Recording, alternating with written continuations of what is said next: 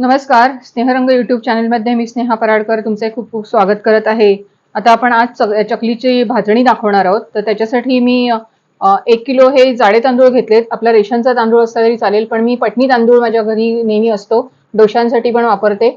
तर हा पटणी तांदूळ मी 1 किलो घेतलाय आणि चणा डाळ हे अर्धा किलो आहे.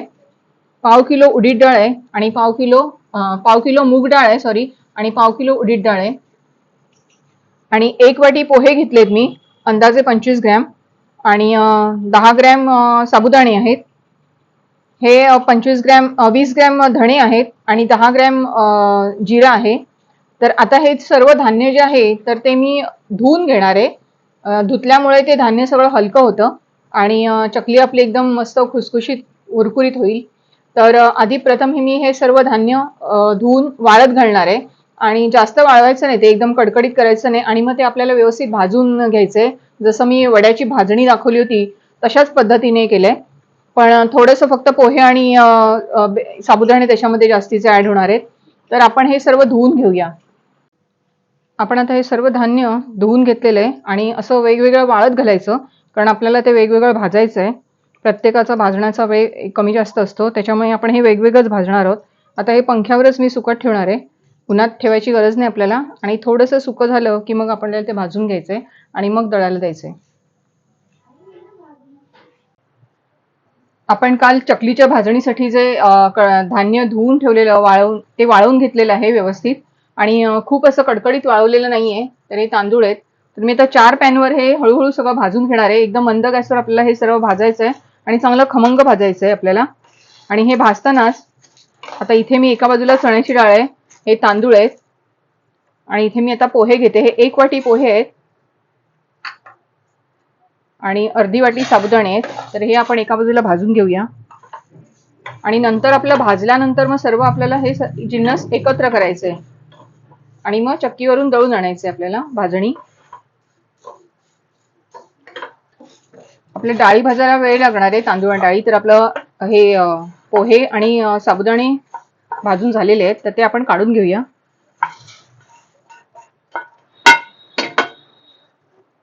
साबुदाणे पण काढून घेऊया. आता हे सर्व आपल्याला एकत्र घ्यायचंय आणि इथे ही 1 वाटी धणे आहेत, त्याच्या निम्मे आपण जिरं घेतलंय, तर हे पण आपण एका साईडला भाजत ठेवूया. आपण इथे एका बाजूला उडदाची डाळ पण भाजून घेऊया. सर्व धान्य आपल्याला वेगवेगळं भाजायचं आहे आणि छान खरपूस भाजून घ्यायचंय मंद आचेवर.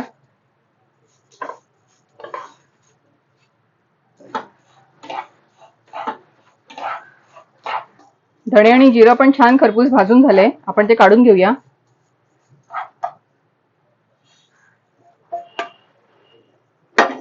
आता आपली मुगाची डाळ राहिलेली आहे, तर ती पण आपण या पॅन मध्ये टाकूया.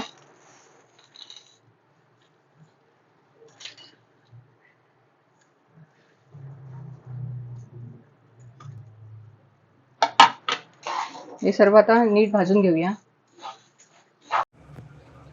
आपले सर्व धान्य खरपूस भाजून झालंय. मी 4ही पॅनवर करून घेतलंय, त्याच्यामुळे पटकन झालंय. ते एक एक करत बसले नाहीये. तर जर नसतील तर एक एक पॅन मध्ये करू शकता तुम्ही. तर आता आपण हे एक एक काढून घेऊया.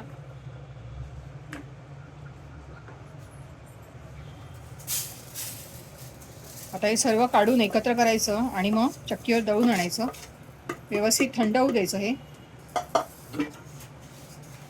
एकदम खरपूस वास येतोय.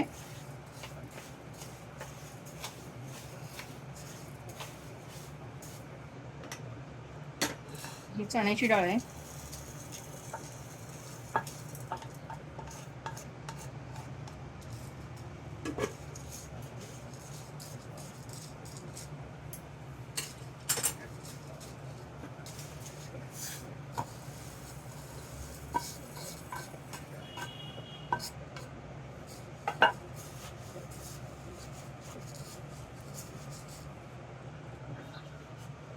शेवटी आपण मुगाची डाळ घालूया.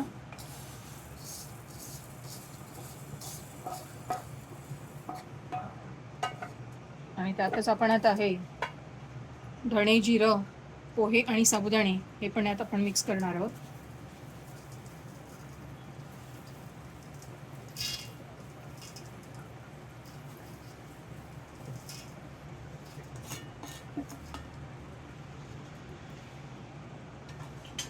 ही आपली भाजणी तयार आहे. आपण आता याचं पीठ करून घेऊया.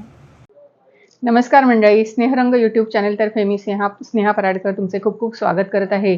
आपले 3 गोडाचे पदार्थ झालेले आहेत दिवाळीचे आणि आज आपण एक मुख्य पदार्थ करायला घेणार आहोत, ते म्हणजे भाजणीची चकली. आणि दिवाळीला भाजणीची चकली ही हवीच असते. पण भरपूर असं वेळा होतं की चकली फसली जाते आणि खूप असा गोंधळ होतो. म्हणजे अक्षरशः बायकांची एक परीक्षाच असते की चकली आपली कशी व्यवस्थित होईल आणि खूप प्रयत्न करत असतात सगळे इकडे तिकडे विचारून किंवा बघून सुधारण्याचा प्रयत्न रेसिपी करत असतात. तर आपण आज करणार आहोत भाजणीची चकली आणि मी भाजणी वगैरे तुम्हाला सर्व दाखवलेलंच आहे की तांदूळ आणि सगळ्या डाळी घेऊन आपण सगळं जिन्नस धुवायचं आणि नंतर मग भाजून काढायचं आणि मग ते चक्कीवर छान दळून आणायचं. तर आपल्याकडे भाजणी तयार आहे आणि दिवाळीला भाजणीची चकली हवीच आहे. तर ह्या मी आता अर्धा किलोच्या चकल्या करणार आहेत. मापाने घेतलं तर 2 वाट्या आहेत. आपल्याला प्रमाणातच करायचंय कारण चकलीचं प्रमाण जर थोडं जरी चुकलं तरी चकली फसते. तर आपण हे वाटीच्या प्रमाणातच घेऊन करणार आहोत. तर मी ह्या 2 वाट्या घेतलेल्या आहेत आणि अर्धा किलो पीठ बरोबर आहे. आणि आपल्याला जेवढं पीठ लागणार तेवढंच आपण पाणी घेणार आहोत. जसं आपण मोदकाची उकड काढायला कसं समप्रमाणातच करत असतो, तर जितकं पाणी तितकंच पीठ असणार. 2 वाट्या पाणी आणि 2 वाट्या पीठ. तर आपण आधी उकड काढून घेऊया त्या चकलीची. तर मी आधी गॅस चालू करते. एक जाड बुडाचं भांडं ठेवायचं गॅसवर आणि आता आपण त्याच्यात 2 वाट्याच पाणी घालणार आहोत.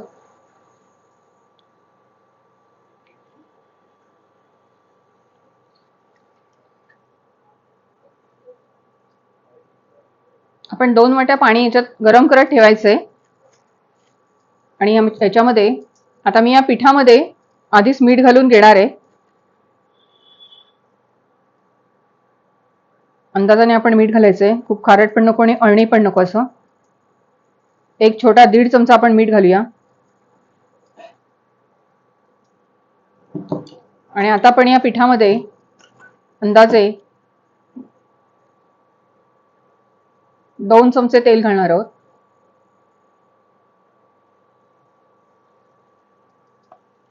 कोणी तुपाचे मोहन पण घालते. आणि जो हा ओवा आहे जवळजवळ 1 चमचा आहे तो आपण असा चुरून चकलीच्या पिठात मिक्स करून टाकूया.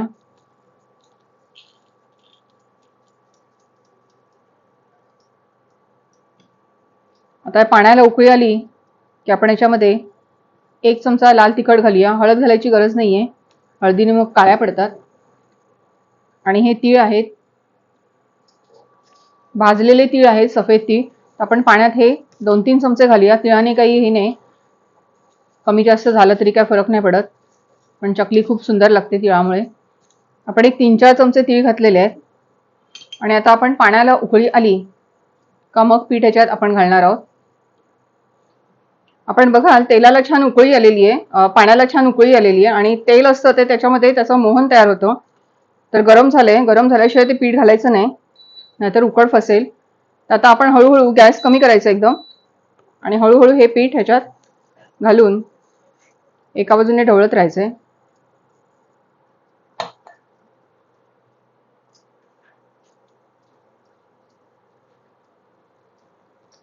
भाजणीच्या चकल्या कशा खमंग असतात एकदम, खूप छान वास पण येतो आणि चवीला अतिशय सुंदर लागतात. बाकी आपण मैद्याच्या वगैरे नेहमी करत असतो, पण दिवाळीसाठी खास भाजणीच्या चकल्याच मस्त वाटतात. हे आता आपण सर्व एकत्र करून घेऊया.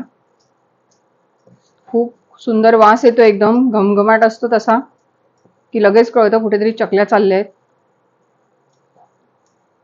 आपण आता गॅस बंद करून टाकूया आणि हे व्यवस्थित सगळं ढवळून घेऊया.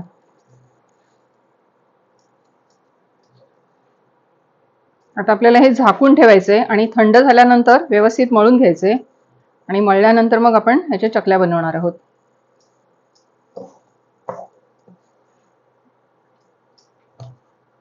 पीठ फुललंय बघा पाण्यामध्ये व्यवस्थित.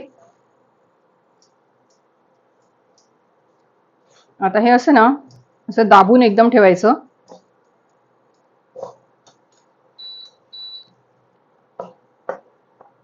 असं एका साईडला घेऊन व्यवस्थित असं दाबून ठेवायचं की ते आतल्या छान शिजलं जातं. आपण गॅस काढून टाकलेला आहे आणि ह्याच्यावर आता आपण हे झाकण ठेवून देणार आहोत आणि हे आता एक अर्धा तास थंड होईपर्यंत असंच ठेवून द्यायचंय आणि नंतर मग पीठ मळायचंय. आपला एक अर्धा तास होऊन गेलाय, तर आपण बघूया आता भाजणी कितपत झाली ती. पीठ मळून आपलं कसं झालंय ते थोडंसं हलवून घ्यायचं की थोडंसं कोमट होईल हाताला. थंड जरा एकदम थंड होईपर्यंत थांबायचं नाही, आपल्याला असं कोमटच मळायचंय. हे सर्व आपण एका परातीत काढून घेऊया पीठ.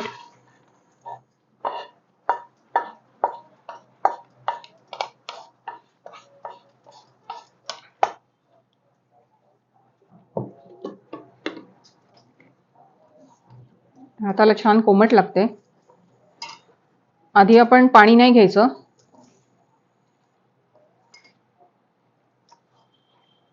आधी सगळं व्यवस्थित एकत्र गोळा करून घ्यायचंय आणि मग लागेल तसं थोडं थोडं पाणी लागणार आपल्याला.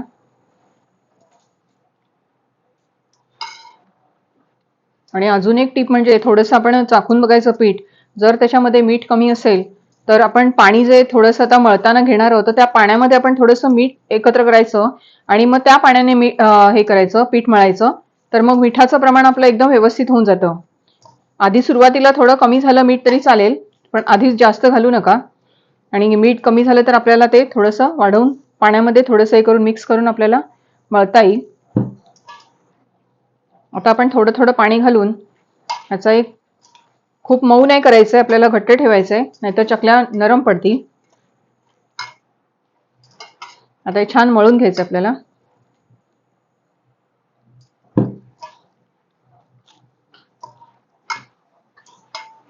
आपलं पीठ मळून झालेलं आहे. इतका कडक ठेवायचा गोळा, खूप नरम नाही करायचा आणि एकदम कडक पण नाही, तर इतका व्यवस्थित गोळा झाला पाहिजे. आणि हा आता आपण चकल्या करायला चालू करूया. आता बाजूला गॅसवर मी तेल तापत ठेवणार आहे.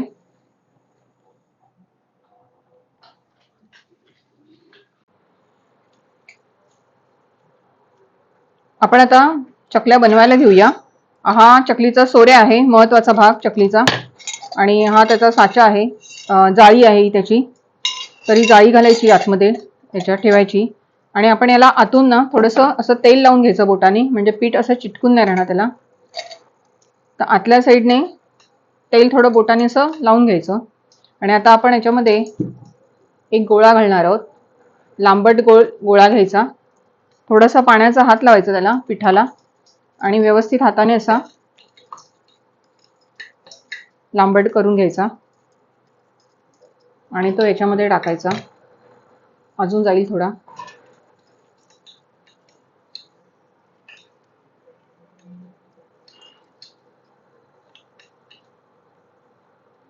आणि आता आपण याचं वरचं झाकण लावून घेणार आहोत.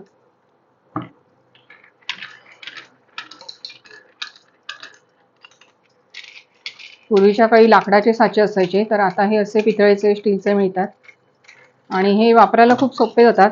ते लाकडाचे जे असायचे खूप जोर काढायला लागायचा, एकदम दोन्ही हातांनी दाबावे लागायचे ते. तर हे छान आहे स्टीलचे साचे. आता मी या बटर पेपरवर चकल्या बनवायला घेणार आहे. आपण हे पीठ परत झाकून ठेवायचं, आता सुकत राहतं ते.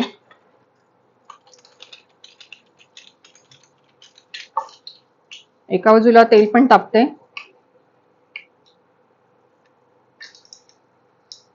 साचा एकदम खाली पकडायचा, खूप वर नाही तर तुटेल मध्येच. आणि असं फिरवत जायचं.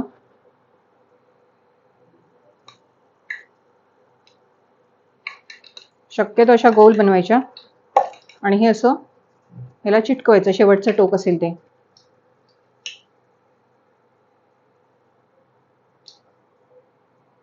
आपण 4-4 चकल्या आता बनवून तळायला टाकणार आहोत.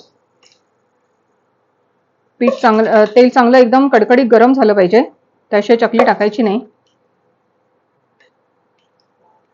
आपण हे 4 बनवून ठेवलेले आहेत, आपण आता टाकूया. थोडासा पाण्याचा हात लावते आणि तेलात सोडूया. तेल मध्यम आचेवर ठेवायचे.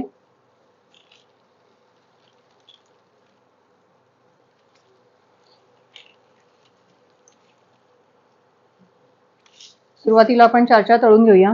आधी त्या चकलीला हलवायचं नाही, नाहीतर तुटतील त्या सगळ्या.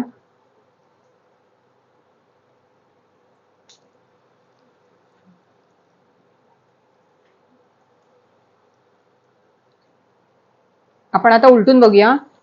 ह्याची खूण अशी असते की त्याचे बुडबुडे कमी व्हायला लागतात आणि मग कळतं आपल्याला की त्याची प्रोसेस जी आहे ती आता थंड होत चाललेली आहे. आणि मग आपण आता ही उलटायची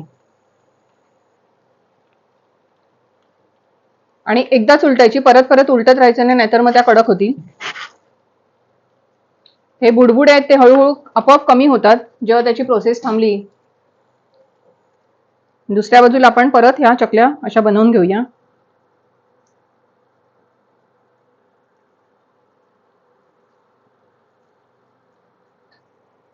आपल्या चकल्या झालेल्या आहेत आणि आपण त्या आता काढून घेऊया.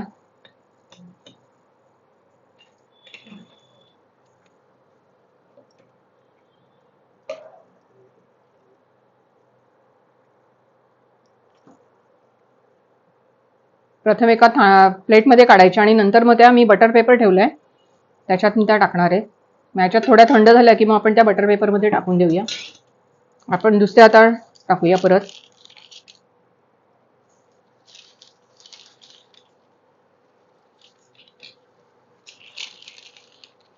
गॅस खूप स्लो पण नाही ठेवायचा आणि एकदम फास्ट पण नाही ठेवायचा, मध्यम ठेवायचा. स्लो केल्या तर त्या आतमध्ये अशा तुटल्या जातील. बघायला आपल्या चकल्या झालेल्या आहेत बनवून आणि कशा झाल्यात बघा, नक्की सांगा.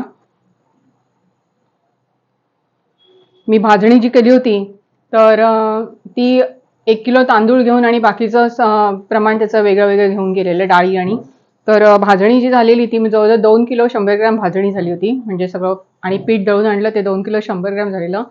पण मी आता केली अर्धा किलोची, कारण मला ते पीठ आता बुधवारी भाऊबीज पण आहे तर ते वड्यासाठी पण आम्ही तेच पीठ वापरणार आहे. आणि मग परत मध्ये कधीतरी असं चकल्या करता येतील, म्हणजे पीठ आपल्याकडे जर तयार असेल तर आपण मध्ये मध्ये ती चकली वगैरे करू शकतो. तर असा सगळ्या पद्धतीने त्याचा त्या पिठाचा उपयोग होईल मला. आणि नक्की करून बघा, चकल्या खूप सुंदर झालेल्या आहेत. प्रमाणामध्ये केल्या तर एकदम व्यवस्थितच होतात आणि मग अजिबात बिघडण्याची भीती वाटत नाही. तर नक्की करून बघा आणि रेसिपी आवडली तर लाईक करा, शेअर करा आणि सबस्क्राईब करा. आणि असेच व्हिडिओ माझे बघत राहा. खूप छान छान रेसिप्या घेऊनच नक्की तुमच्यासमोर येत राहीन. धन्यवाद.